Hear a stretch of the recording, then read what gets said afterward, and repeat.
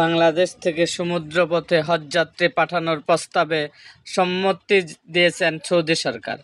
গতকাল রোববার সৌদি আরবের জেদ্দায় বাংলাদেশের অন্তর্বর্তী সরকারের ধর্ম উপদেষ্টা আ.ফ.ম. খালিদ হোসেনের সঙ্গে দ্বিপক্ষীয় বৈঠকে সৌদি হজ ও উমরা বিষয়ক মন্ত্রী তাওফিক ফারজাইন আল রাবিয়া এ সম্মতির কথা জানান।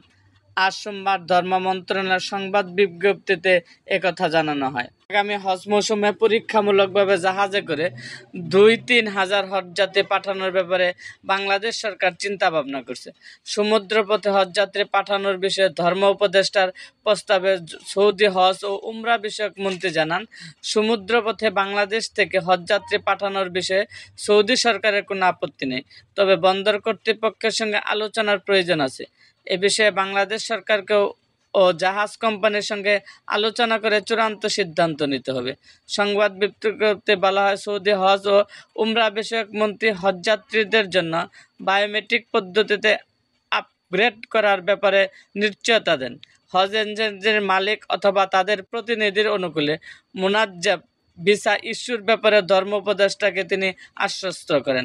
এবছর সৌদি হজ ও উমরা মন্ত্রণালয় থেকে প্রতিটি এজেন্সিকে অন্তত ২,০০০ হজযাত্রী পাঠানোর কোটা নির্ধারণ করা হয়। এ ব্যাপারে ধর্ম উপদেষ্টা ২০২৪ সালের মতো এজেন্সি প্রতি ২৫০ জন কোটা পুনর্নির্ধারণের অনুরোধ জানালে সৌদি মন্ত্রী বিষয়টি বিবেচনার আশ্বাস দেন।